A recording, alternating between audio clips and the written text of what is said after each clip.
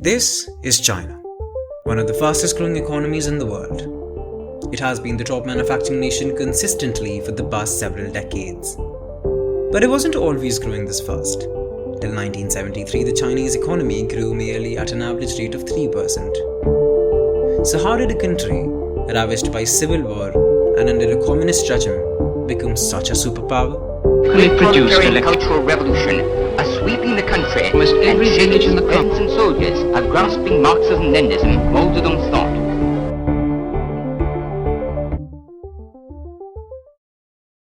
Mao Zedong established the PRC, or the People's Republic of China, in 1949.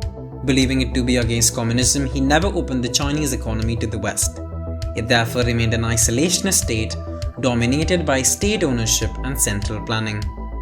In 1978, Deng Xiaoping brought about the Chinese economic reform to establish a socialist market economy, partly opening up, creating a capitalist market while maintaining state ownership.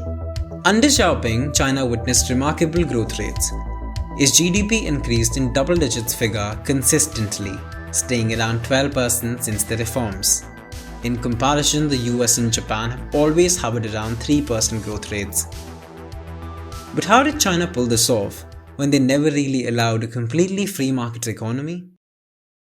The very first changes came in agriculture.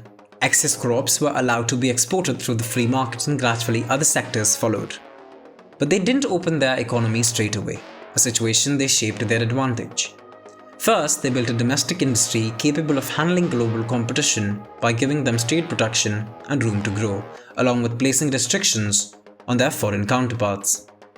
Moreover, China made it mandatory for any company wanting to do business to share technology under a joint venture with the Chinese firm. MNCs were more than willing to share trade secrets for a sizable chunk of the untapped Chinese market. Meanwhile, Chinese companies used this knowledge to make the products themselves, and so China leveraged its power to mold capitalism for itself. This setup worked so well, in fact, that in 1980s and 1990s, they privatized and contracted out much of the state-owned industry. China even eliminated the mandatory production and procurement of agricultural products and only maintained state control in banking and petroleum. As a result, by 2005, the private sector was accounting for 70% of China's GDP. China was also making use of its biggest resource, its people.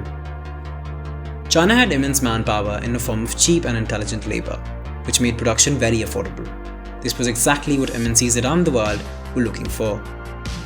By 2018, China had become the world's factory, contributing a staggering 28.4% in global manufacturing output, far ahead of the United States at 16.6%. The Chinese overseas diaspora also aided this. The Chinese sent a record number of remittances back home, around an estimated $64 billion an year.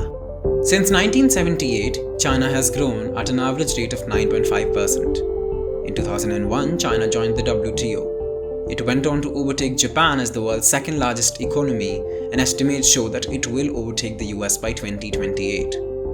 It's worrying how a communist authoritarian state managed to succeed in a capitalist world economy. China might just have opened an alternate path for countries which want prosperity but do not want democracies for themselves.